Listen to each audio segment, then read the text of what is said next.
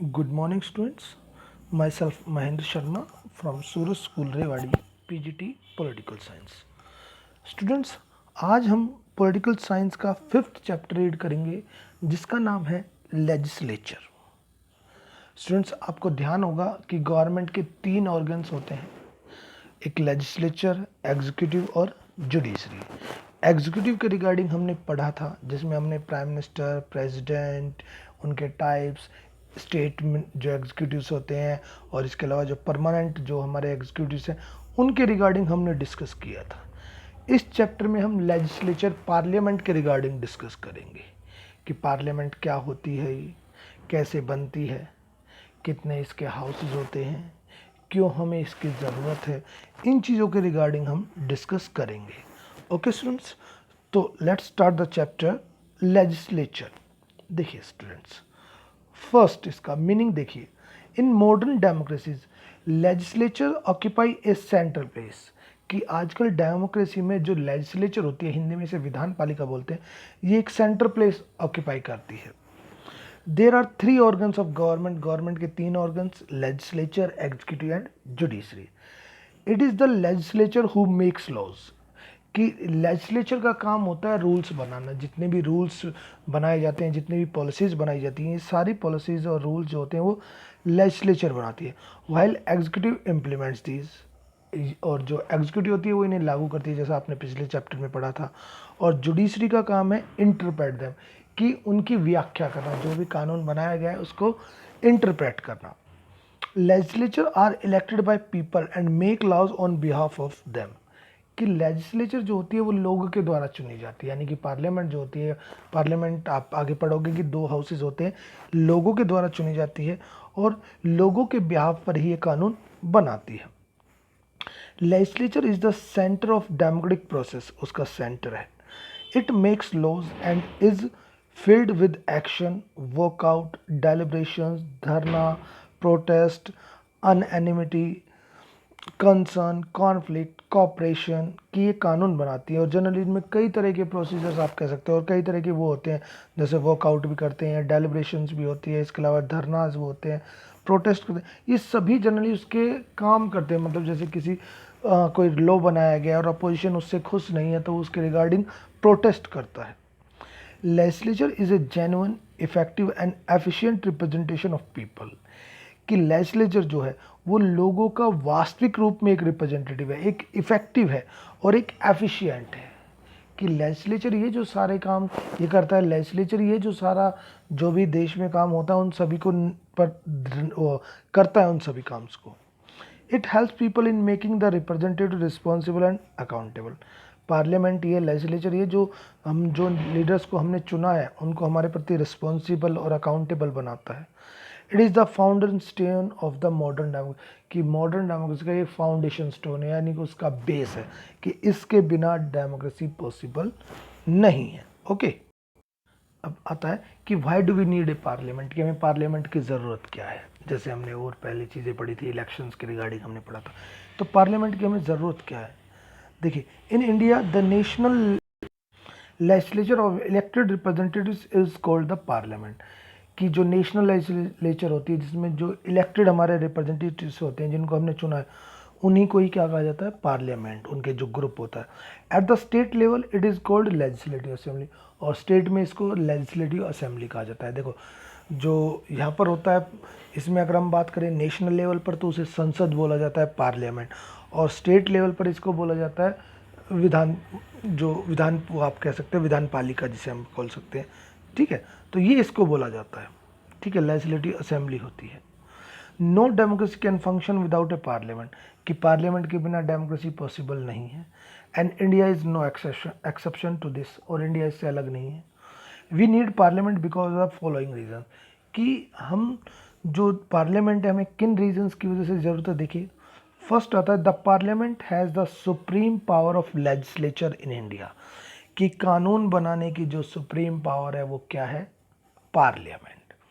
It makes, कानून बनाती है, अमेंड्स, इनमें चेंजेस करती है कि कोई कानून है तो उसमें कुछ अगर चेंजेस करना है, एंड अबॉलिश लॉज, और उनको अबॉलिश भी करती है, खत्म करती है। कोई कानून है गलत बन गया या अब पुराना हो चुका है, उसकी जगह आप नया ला रहे हो, तो पुराने कानून को खत्म भी किया जाता है। इसके बाद है second point, the parliament throughout the world exercise some control over the executives. कि जो पार्लियामेंट है वो पूरे वर्ल्ड में, आप कह सकते हो हर कंट्री में पार्लियामेंट होती है, तो वहाँ के जो एग्जीक्यूटिव्स होते हैं, जो हमने अभी पढ़े थे पॉलिटिकल और परमानेंट एग्जीक्यूटिव, उनके ऊपर अपना कंट्रोल रखती है। In India the executive, India में देखो एग्जीक्यूटिव्स में हमने पढ़ा था prime minister and council of minister, कि पार्लियामेंट के प्रति रिस्पॉन्सिबल होते हैं, कि कोई भी जब ये काम करते हैं तो इन्हें पार्लियामेंट के सामने उसका जवाब देना पड़ता है। But a government can run only till it enjoy majority in the people's house. और गवर्नमेंट तभी तक रन कर सकती है जब तक कि जो पीपल्स हाउस है, लोकसभा है, उसमें उसके पास मेजोरिटी हो। मैंने आपको पहले ही बताया था कि सरकार बनाने के लिए हमें मेजोरिटी की ज़रूरत होती है, और मेजोरिटी जो होती है वो 1/2+1, कि मोर देन हाफ, कि हाफ से ज़्यादा अगर आपके पास मेंबर्स हैं तभी आप गवर्नमेंट को रन कर सकते हैं। The parliament makes the budget of the for the country. देश के लिए बजट बनाती है कि एनुअल इनकम कितने इनकम होगी, कितना खर्चा कहाँ किया जाएगा, ये सारी चीज़ें। Public money can not be spent unless and until it is sanction by the parliament. कि लोगों का जो पैसा होता है, जो हमसे टैक्सेस वगैरह लिया जाता है, तो उसको बिना पार्लियामेंट के सैंक्शन हुए उसको यूज़ नहीं किया जा सकता। यानी कि जो पब्लिक मनी है उसको यूज़ करने के लिए आपको पार्लियामेंट से परमिशन लेनी होगी। ओके, तो इन चीज़ों के लिए हमें ज़रूरत है। नेक्स्ट आता है the parliament provides a forum for discussion. कि पार्लियामेंट एक प्लेटफॉर्म प्रोवाइड करती है जहाँ पर कि हम डिस्कस करते हैं, डिबेट करते हैं on issues of public and national importance. कि जहाँ पर लोगों से जुड़े हुए इश्यूज़ हैं, या देश की सिक्योरिटी से या देश से जुड़े हुए कोई भी इश्यूज़ हैं, उनको वहाँ पर हम डिस्कस करते हैं। जितने भी हमारे जो रिप्रेजेंटेटिव्स होते हैं, चुने हुए मेंबर्स होते हैं, ये सभी हर मुद्दे पर वहाँ पर डिस्कस करते हैं। तो ये कुछ चीज़ें हैं जो कि हमें ये कहते हैं कि पार्लियामेंट ज़रूरी है। तो एक तो कानून बनाने के लिए, उनको अमेंड करने के लिए और उनको ख़त्म करने के लिए। दूसरा, जो एग्जीक्यूटिव है, प्राइम मिनिस्टर और जो काउंसिल ऑफ मिनिस्टर है, ये पार्लियामेंट के प्रति रिस्पॉन्सिबल होते हैं, पार्लियामेंट इनके ऊपर कंट्रोल रखती है। देश का बजट बनाने के लिए, कि पब्लिक मनी को यूज़ करने के लिए इनसे सैंक्शन होना ज़रूरी है। और नेक्स्ट, कि ये डिबेट और डिस्कशन के लिए एक प्लेटफॉर्म प्रोवाइड करती है। ओके, नेक्स्ट आता है why do we need 2 houses of parliament. कि मैंने आपको बताया था कि पार्लियामेंट के 2 हाउसेज होते हैं, लोकसभा और राज्यसभा। अब ये कहने कि 2 हाउसेज की क्या ज़रूरत थी, एक हाउस के से काम नहीं चल सकता था, एक हाउस से भी काम चल सकता था, लेकिन दूसरा हाउस हमें कुछ बेनिफिट्स देता है, इसलिए सेकंड हाउस को रखा गया है। और देखिए, ये 2 हाउसेज होते हैं, इसे बाय कैमरल लेजिस्लेचर बोला जाता है। Bicameral, BICAMERAL, bicameral legislature. और जहाँ पर सिंगल हाउस होता है वहाँ पर यूनिकैमरल होता है। देखिए, the term parliament means the union legislature. The legislature of state is known as state legislature. कि देखो, जो देश में होती है पूरे देश के लिए, उसे यूनियन लेजिस्लेचर बोला जाता है, और स्टेट में होती है state legislature. When A legislature had 2 houses, कि जब एक उसके जो पार्लियामेंट है, लेजिस्लेचर है, उसके 2 हाउसेज होते हैं, तो it is known as bicameral, तो इसे बाय कैमरल हाउस। और when it has got a single house, और जब इसका सिंगल हाउस होता है, एक हाउस होता है, तो इसे यूनिकैमरल के नाम से जाना जाता है। 2 हाउसेज बाय कैमरल, और अगर सिंगल हाउस है तो यूनिकैमरल। और इंडिया में मैंने आपको बताया था कि 2 हाउसेज हैं, तो इसलिए क्या हुआ, ये bicameral. Indian parliament has got a bicameral legislature comprising of. India में बाय कैमरल लेजिस्लेचर है, 2 हाउसेज है। क्यों है ये 2 हाउसेज, देखिए, द लोकसभा और the house of people.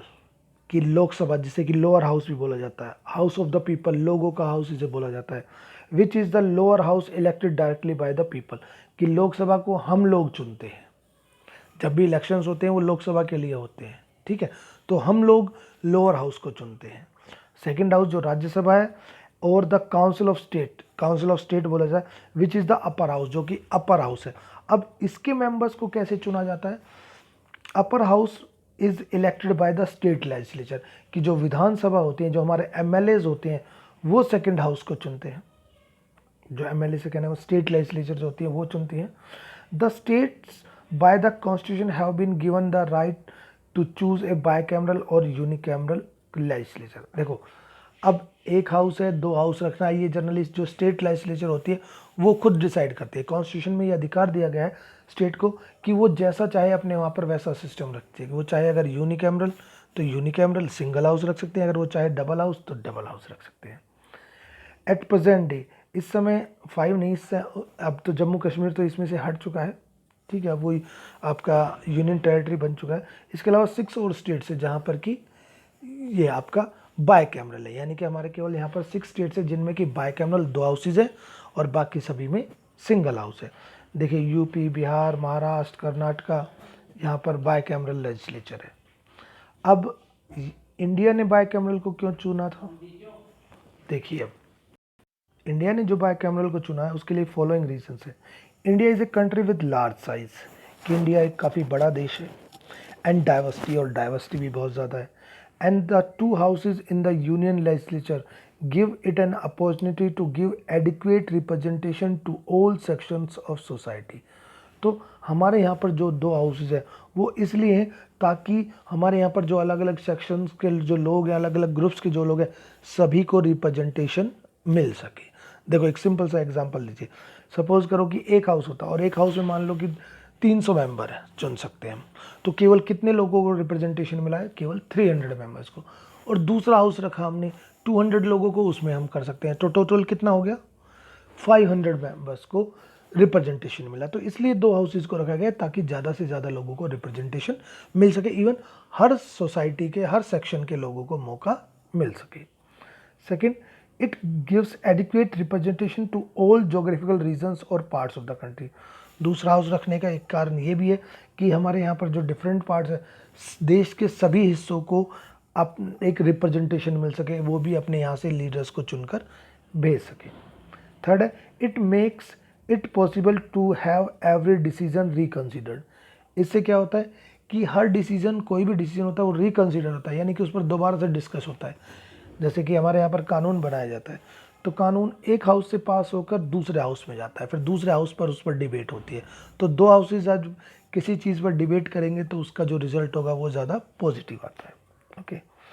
Third, it ensures a cross check on every important policy और bill, कि कोई भी बिल या कोई भी इंपॉर्टेंट पॉलिसी है उसको क्रॉस चेक किया जाता है कि एक हाउस से पास होकर गया, दूसरा हाउस उसको क्रॉस चेक कर रहा है।